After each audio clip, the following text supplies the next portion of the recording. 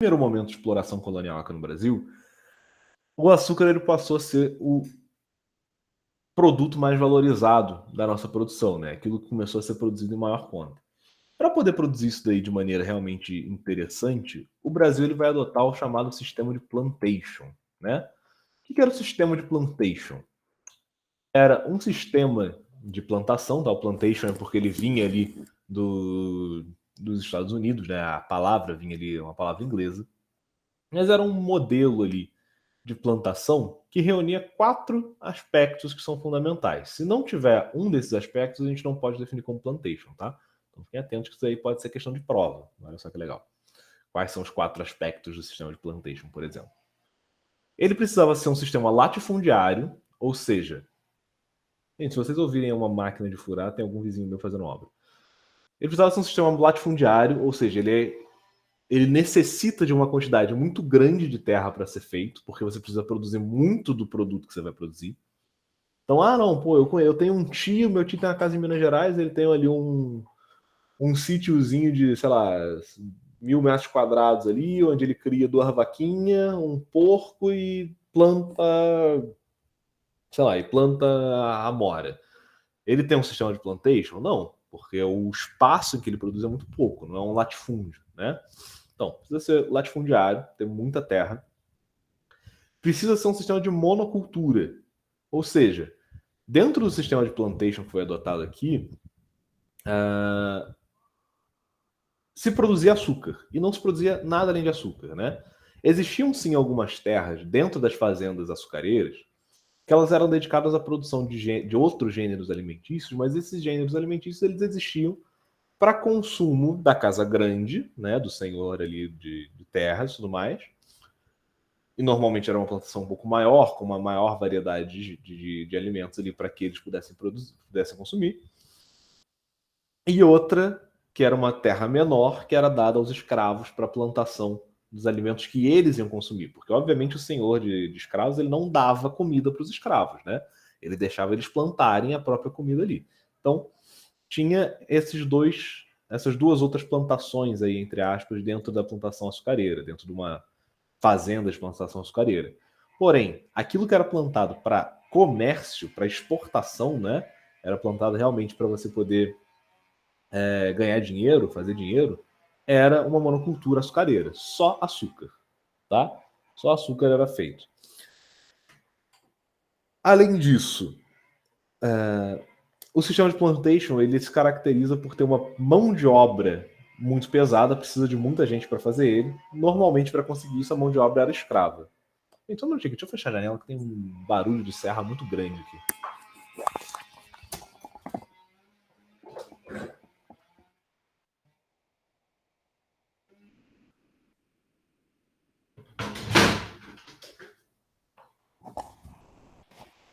Não sei se ajuda muito, mas espero que sim.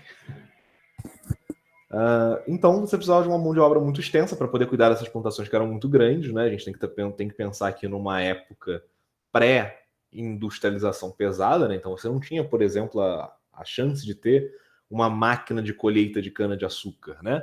Se a gente pegar aqui, deixa eu ver aqui.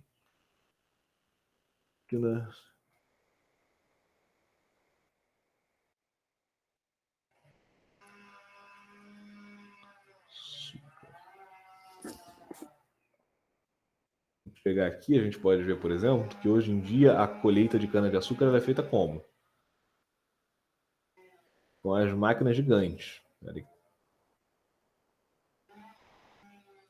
As escavadeiras, né? As máquinas gigantescas que vão colhendo, vão limpando já quase automaticamente. Já tá muito mais prático, né? Assim se pode. Nessa época... Professor, agora tá bem... é a máquina de açúcar. Não, é a máquina de açúcar. Pô, o que esse cara tá fazendo na casa? Né? Assim que se colhe hoje em dia. Não precisa de ninguém, é só um cara na máquina, então. Só os caminhões fazendo essas linhas aí, colhendo, né? Uma plantação moderna. Nessa época aqui, obviamente, não existe isso, né? A gente ainda não tem máquina, né, para poder fazer a colheita. E como que replanta? Porque cana-de-açúcar replanta igual uma cova, como se fosse um defunto. Eles plantam sozinhos? Oi? A máquina ajuda a plantar porque cana-de-açúcar planta igual uma cova. Não, quem plantava também era. Não, hoje em dia também deve ter máquina para poder ajudar a plantar, tudo mais moderno, né? Nessa época aqui, tanto a colheita quanto o plantio era feito manualmente. Você pegava, colocava nos carros de boi ali as mudas, né, de cana e depois ia lá e plantava. Ou seja, era tudo manual. E a colheita também era manual, né? Então você precisava de uma quantidade muito grande de gente para poder colher a cana-de-açúcar para você. Normalmente essa mão de obra que era utilizada era mão de obra escrava, tá? Então a gente já tem 3 características aí do plantation. Você precisa de um latifúndio, precisa de uma quantidade muito grande de terra, um único tipo de produto para exportação, para venda, né? E mão de obra escrava, tá? Tanto aqui no Brasil, na América do Sul em geral, onde foi adotado o sistema de plantation, quanto na América Inglesa, né, nos Estados Unidos e Canadá, principalmente, o sistema de plantation usava mão de obra escrava, tá? Nos Estados Unidos a gente tem uma pequena diferença no método de colonização deles, que basicamente as colônias do sul dos Estados Unidos eram colônias agrícolas aí de exploração. Então lá é onde você tinha um índice aí maior de mão de obra escrava para fazer as colheitas, né? E por fim, a última característica é que o sistema de plantation ele é dedicado para a exportação desses produtos. Ou seja, não era do interesse de nenhum fazendeiro brasileiro, brasileiro né, nessa época ainda português, nenhum fazendeiro português aqui no Brasil, produzir uma quantidade gigantesca de cana-de-açúcar para vender na padaria. Né? Não é que ele ia vender para o cara que faz pastel e caldo de cana para o pessoal na feira. Não, ele precisava produzir muito açúcar porque ele queria vender isso para fora. Né? A grande ideia das nações europeias na exploração agrícola na América era transformar a América em uma nova Índia. Né? Eles tentaram achar a Índia, não conseguiram chegar na Índia dando a volta por aqui, chegar em uma terra diferente, e agora o que a gente vai fazer? Então a gente vai fazer dessa nova terra uma Índia para gente, um lugar onde a gente consiga plantar e explorar as especiarias que a gente buscava do Oriente de maneira mais barata e mais segura do que indo para o Oriente, tá? Então, esse sistema de plantation ele vai ser adotado aqui no Brasil, né? Tá aqui, ó, por definição, o sistema produtivo plantation é um modelo de organização econômica com 4 aspectos principais: latifúndio, monocultura, mão de obra escrava, principalmente negra, e produção voltada para exportação. Aqui, esse principalmente negra, ele é relativo, tá? Porque, na verdade, qualquer escravo estaria bom. O ponto é que, nesse momento, o escravo mais barato que você comprava era o escravo negro africano. Então, era extensivamente mais usado que qualquer outro tipo de escravidão. Os índios também serviam, tudo. Os índios serviam na América Espanhola, por exemplo, aqui dentro da América Portuguesa eles não podiam escravizar índio, né? Mas os índios eles sempre foram considerados povos muito difíceis de escravizar, os índios americanos, porque eles eram muito livres, né? Então, assim, eles não se submetiam facilmente à escravidão, nem entendiam muito bem como é que era a lógica de escravidão europeia, né? Que você ia ficar trabalhando e acumulando coisa. Então, eles eram, na época, eles eram vistos como escravos ruins para trabalhar. Esse é o ponto. Então, era entre aspas, mais vantajoso comprar da África. Só. Você tinha outros tipos de escravo, né? Isso é uma coisa legal, né? Legal não, mas isso é uma coisa importante de saber também. Nessa época aqui, a escravidão negra ela aumenta exponencialmente porque se torna um negócio. Antes ela não era um negócio, né? Era um sistema cultural ali enfim, de vitória militar e tudo mais. Se torna um negócio e começa a escravizar em massa na África. Mas você tinha outros mercados de escravo no mundo. Você tinha mercado de escravo na Arábia, onde se vendia escravo de vários tipos, de vários lugares diferentes, né? Escravos asiáticos, escravos europeus. Você tinha escravos em outros lugares do mundo, tá? Outros mercados de escravo. Simplesmente o escravo negro ele era o mais barato e como a rota para a América passava pela costa da África, era mais fácil você sair da Europa com o teu navio, com a tua tripulação ali mais vazia, passar na África para então pegar, comprar os seus escravos e depois ir para a América. Então, acabava que se era principalmente negra a mão de obra escrava no Brasil. Alguém ia perguntar alguma coisa, pode falar. Tipo, é porque provavelmente os escravos tinham suas línguas. Como é que os portugueses se comunicavam? Eles tinham que aprender a falar.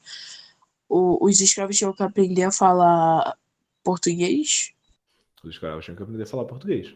Normalmente, dentro da colônia, você tinha alguém ali que acabava ensinando mais ou menos como é que falava português para os escravos, então que aprendia ali a língua deles, normalmente um jesuíta. O basicão.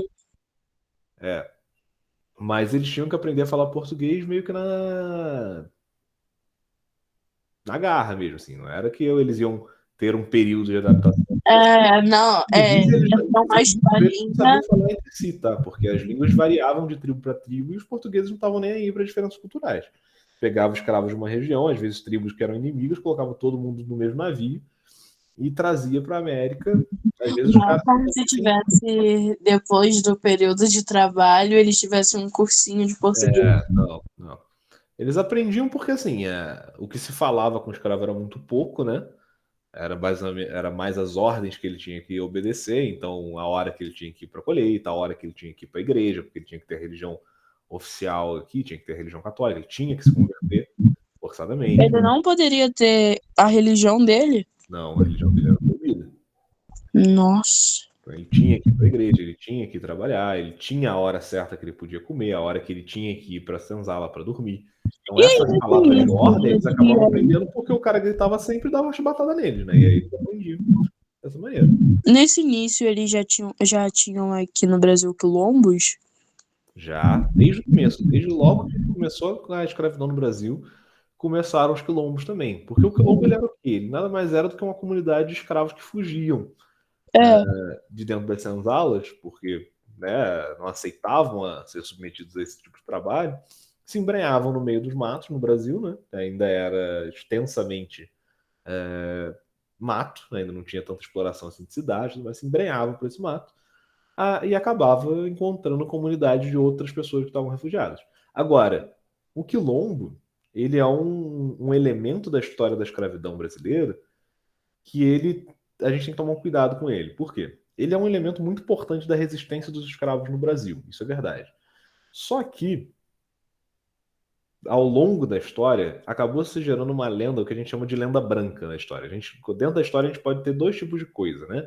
Dois tipos de desvio, que a gente chama de lenda negra, que é quando um período histórico ele passa a ser demonizado de uma maneira que é praticamente impossível você viver nele e, sei lá, e rir, porque é tão absurdo. As pessoas falam dele como se fosse tão absurdo que é desumano, né? Como, por exemplo, quando as pessoas falam sobre, sei lá, a Inquisição. A Inquisição existe uma lenda negra, né? Exageram muito os números de morte, como é que eram as torturas e tudo mais. E também tem o que a gente chama de lenda branca, que é quando as pessoas, porque um evento ele é muito importante, ou ele é muito, sei lá, se passa muito pano para ele. Um exemplo é a Revolução Francesa, que é muito importante para a história das democracias modernas, mas foi um banho de sangue inimaginável. Vocês vão ver isso no ano que vem, por exemplo, a Revolução. Não, vocês já Certo? viram a Revolução Francesa, né? Não, ainda não. Vocês vão ver no ano que vem a Revolução Francesa. Foi um banho de sangue inimaginável. Tem relatos durante o período do terror da Revolução Francesa que dizem que ao fim da tarde se matava tanta gente na guilhotina que no fim da tarde, quando as pessoas andavam nas ruas de Paris, próximas aonde eram as execuções, a terra estava molhada de sangue. Você pisava e ela jogava sangue no teu pé. Nossa. Ô, Então, assim, professor, essa é a Revolução Francesa ou a Guerra dos 100 Anos que teve a Joana d'Arc? Foi a Guerra dos 100 era Anos. 100 anos. É. E o que acontece? Dentro da história dos quilombos, a gente tem que saber que duas coisas aconteceram. Primeiro, que eles foram muito importantes para história dos escravos que vieram para o Brasil, né? Para a história de resistência desses escravos. Agora, a gente tem que lembrar que muitos desses quilombos, não todos, mas muitos deles, perpetuavam as práticas que eram comuns na África, porque eram povos africanos que estavam fazendo. Então era muito comum, por exemplo, que um escravo fugitivo encontrasse um quilombo e fosse escravizado nele, porque era comum na África escravizar os povos inimigos, né? Nossa, eu achava que era todo mundo amiguinho. Não, isso acontecia também, isso acontecia também. Existe algo mais polêmico, né, que é sobre a história do Zumbi dos Palmares, que é o mais famoso dos Eu quilombos. lembro, porque Eu não li a respeito do zumbi especificamente. Eu sei que existem polêmicas sobre ele próprio ter sido senhor de escravo, por exemplo. Mas isso daí eu não posso afirmar porque eu nunca pesquisei a fundo a história dos Impérios Romanos, mas existem essas polêmicas. Então, assim, o quilombo ele existe desde sempre, desde que começou a escravidão no Brasil. Ele é muito importante e é muito, no fim das contas, é um saldo muito positivo que tenham havido quilombos, porque os escravos, na maioria das vezes, conseguiam se ver pessoas livres quando chegavam nesses quilombos, mas a gente não pode esquecer que muitos deles também escravizavam outros escravos quando eles chegavam lá, porque isso era uma prática cultural comum na África, né? Isso era normal na África. Então, acontecia bastante. Bom, voltando aqui, né? Aqui no sistema de plantation brasileiro, a gente teve a cana-de-açúcar como o principal elemento produzido, né? Teve alguns outros, tá? Mas a cana era disparado o maior. Mais para frente a gente vai ter a ascensão do café e do tabaco. Pouco se fala da história do tabaco no Brasil hoje em dia, porque hoje em dia é feio falar que as pessoas fumam, né? Né? As pessoas não. Existe muita campanha contra o fumo, mas o tabaco foi um elemento bastante importante aqui das plantações brasileiras durante o nosso período colonial e imperial. Tanto que a bandeira imperial do Brasil tem um ramo de tabaco e um de café, mostrando os dois principais gêneros de plantação do Brasil. Mas nesse momento aqui ainda vai ser o açúcar o principal elemento. Além disso, o plantation ele gerava o chamado comércio triangular, ou seja, os produtos tropicais eram vendidos para a Europa, saía daqui a cana, né, saía daqui o açúcar. Lá eles faziam alguma coisa com esse açúcar, né, faziam um produto manufaturado. Não necessariamente o açúcar, né, o açúcar é um exemplo ruim para isso, mas daí você pode gerar com outra coisa. Vamos pegar o algodão, por exemplo. O algodão foi um gênero de plantation muito comum no sul dos Estados Unidos. Plantava algodão, levava algodão para a Europa. Na Europa, esse produto tropical, né, esse produto in natura, ele era refinado, ele virava roupa. Essa roupa era vendida aos mercadores africanos em troca de mais escravos. E aí, né, você trocava roupa por escravo.